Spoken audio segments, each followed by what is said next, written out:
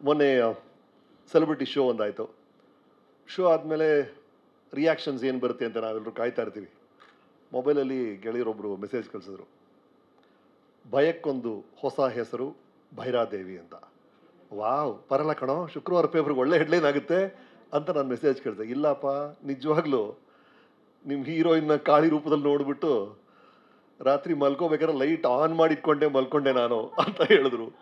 So ಎಲ್ಲೋ ಒಂದು ಕಡೆ ನಾವು ಹೊರಟಿದ್ದು ಸಾರ್ಥಕ ಆಗಿದೆ ಅನ್ಸುತ್ತೆ. ಮೊನ್ನೆ ಸೆಲೆಬ್ರಿಟಿ ಶೋ ಅಲ್ಲಿ ಸಿಕ್ಕಿದಂಥ ರಿಯಾಕ್ಷನ್ ನೋಡಿದಾಗ ಈ ಈ ಚಿತ್ರಕ್ಕೆ ಒಂದು ಹಾರರ್ ಭಯ, ಇನ್ನೊಂದು ಕಡೆ ಫ್ಯಾಮಿಲಿ, ಇದು ಬಹಳ ಮುಖ್ಯ ಆಗುತ್ತೆ. ನನಗೆ ಇಂಟ್ರೆಸ್ಟ್ ಬಂದಿದ್ದೆ ಎರಡು ಚಿತ್ರಗಳು ಡೈರೆಕ್ಷನ್ ಒಪ್ಕೊಂಡಿದ್ದೀನಿ. ತಮಿಳಲ್ಲಿ ಒಂದು ಚಿತ್ರ ಡೈರೆಕ್ಷನ್ ಒಪ್ಕೊಂಡಿದ್ದೀನಿ. ಆ ಟೈಮಲ್ಲಿ ಶ್ರೀಜಯ್ ಫೋನ್ ಮಾಡಿ, ಸರ್ ಒಂದು ರೋಲ್ ನೀವು ಮಾಡಬೇಕು ಅಂದರು. ನಾನು ಹೇಳಿದೆ, ಸರ್ ಈಗ ಆಗಲ್ಲ ಸರ್, ತುಂಬ ಕ್ಯಾಲೆಂಡರ್ ಟೈಟ್ ಇದೆ, ನನಗೆ ನೋ ಹೇಳೋಕ್ಕೆ ಇಷ್ಟ ಅಲ್ಲ, ಈಗಲೇ ಹೇಳ್ಬಿಡ್ತೀನಿ ಬೇಡ ಅಂತ.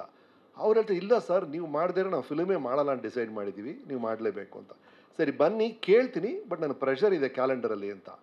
ಕತೆ ಕೇಳಿದ ತಕ್ಷಣ ರೀ ಇಮಿಡಿಯೇಟ್ ನಾನು ಒಪ್ಕೊಂಡೆ. ಅದಕ್ಕೆ ಕಾರಣ ಎರಡು. ಒಂದು, ಈ ಜಾನ್ರ್ ಇದೆಯಲ್ಲ ಹಾರರ್, ಆಪ್ತಮಿತ್ರ ನಾನು ಲಾಸ್ಟ್ ಮಾಡಿದ್ದು 20 ವರ್ಷಗಳಾಗ್ಬಿಟ್ಟಿದೆ. ಆ ಜಾನರೇ ನಾನು ಮುಟ್ಟಿಲ್ಲ. ಹಾಗಾಗಿ ಒಂದು ಹೊಸ ಫಿಲ್ಮ್ ಆಗುತ್ತೆ ಆ ಟೈಪಲ್ಲಿ ಅಂತ. ಆಮೇಲೆ ನನಗೆ ಅವ್ರು ಹೇಳಿದಂಥ ಪಾತ್ರ ಅದಕ್ಕೂ ಹಿಂದೆ ಒಂದು 10 ವರ್ಷದ ಹಿಂದೆ ಆ ಥರ ಒಂದು ರೋಲ್ ನಾನು ಮಾಡಿರ್ಬೋದು. ಆ ಥರ ರೋಲ್ನ ಇತ್ತೀಚೆಗೆ ಮಾಡೇ ಇಲ್ಲ. ಹಾಗಾಗಿ ಎರಡೂ ನನಗೆ ಭಾಳ ಇಷ್ಟ ಆಯಿತು, ಒಪ್ಕೊಂಡೆ. ಮೋರ್ ದೆನ್ ಎನಿಥಿಂಗ್ ಎಲ್ಸ್, ಮೂರನೇ ವಿಷಯ ಇದೆಯಲ್ಲ ಸರ್, ನಮಗೆ ಗೊತ್ತಿರುವಂಥ ಒಂದು ಪ್ರಪಂಚ ಇದೆ. ನಾವು ನಮ್ಮ ಹೆಂಡತಿ ನಮ್ಮ ಮಗು ಹ್ಯಾಪಿಯಾಗಿರ್ತೀವಿ, ಆ ಥರ ಕಥೆಯಲ್ಲಿ ಒಂದು ಭಾಗ ಇದೆ. ಇನ್ನೊಂದು ನಮಗೆ ಗೊತ್ತಿಲ್ಲದೆ ಇರೋ ಒಂದು ಪ್ರಪಂಚ ಇದೆ. ಈ ಅಘೋರಿಗಳು, ನನಗೆ ಗೊತ್ತೇ ಇಲ್ಲ ಅದೇನು ಅಂತ. ಅದನ್ನು ಶ್ರೀಜಯ್ ಎಕ್ಸ್ಪ್ಲೈನ್ ಮಾಡ್ತಿದ್ದ ರೀತಿ, ಅವರಿಗೆ ನೋಡಿದ್ರಲ್ಲ ನೀವು, ಅವ್ರ ಮಂತ್ರಗಳನ್ನೆಲ್ಲ ಹೇಳಿದ್ದು ಅಷ್ಟು ಚೆನ್ನಾಗಿ ಅವ್ರಿಗೆ ಗೊತ್ತು. ಆ ಕ್ಷೇತ್ರಗಳ ಬಗ್ಗೆ, ಧರ್ಮಸ್ಥಳಗಳ ಬಗ್ಗೆ, ದೇವಿಗಳ ಬಗ್ಗೆ ಅವ್ರಿಗೆ ಎಷ್ಟು ಜ್ಞಾನ ಇದೆ ಅಂದರೆ ಇಂಥವ್ರ ಹತ್ರ ವರ್ಕ್ ಮಾಡಬೇಕು ಅನ್ನಿಸ್ತು ನನಗೆ. ಆ ಕಾರಣಕ್ಕಾಗಿ ಒಪ್ಕೊಂಡೆ.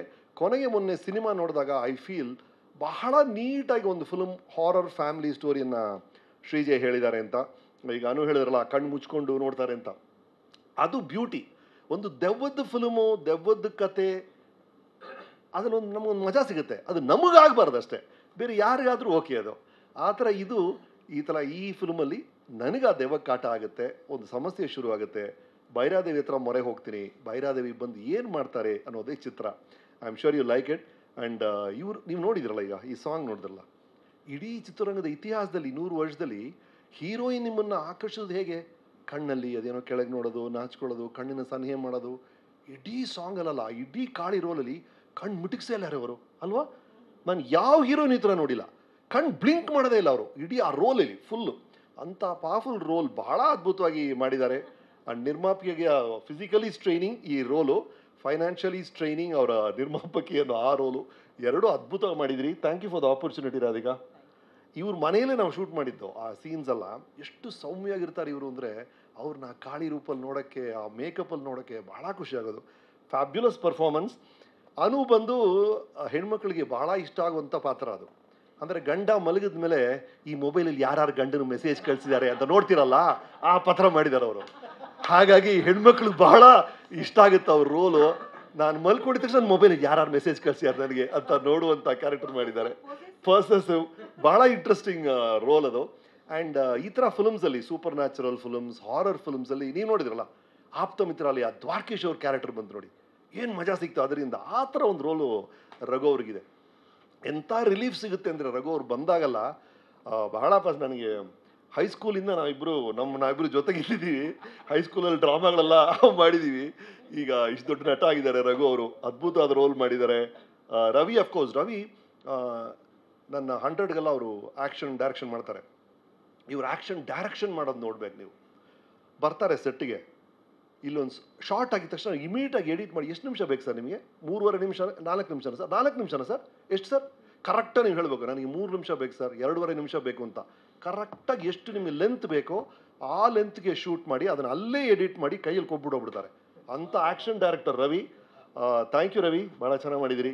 And to my producers Ravi and Yadav, first day ಬಂದಾಗ ಏನೇನು ನನ್ನ ಕೆಲವು ಕಂಡೀಷನ್ಸ್ ಎಲ್ಲ ಇತ್ತು ಈ ರೋಲ್ ಮಾಡೋಕ್ಕೆ, ಆ ಕಂಡೀಷನ್ಸ್ ಮಾತ್ರ ಅಲ್ಲ, ಎಲ್ಲ ವಿಷಯದಲ್ಲೂ ಪರ್ಫೆಕ್ಟಾಗಿ ನಡ್ಕೊಂಡಿದ್ದೀರಾ as a producer. Thank you Ravi, thank you Yadav. ಮತ್ತು 3ನೇ ತಾರೀಕು ರಿಲೀಸ್ ಆಗುತ್ತೆ. ಎಕ್ಸ್ಪೆಕ್ಟ್ ದಿ ಅನ್ಎಕ್ಸ್ಪೆಕ್ಟೆಡ್, ಅದು ಮಾತ್ರ ನಾನು ಹೇಳಬಲ್ಲೆ. ನೀವೇನು ನಿರೀಕ್ಷೆ ಮಾಡ್ತೀರೋ ಅದರ ಆಚೆಗೆ ಏನಾದ್ರು ನಡಿಬೋದು ಆ ಚಿತ್ರದಲ್ಲಿ. ಅದಕ್ಕೆ ತಯಾರಾಗಿರಿ. Thank you.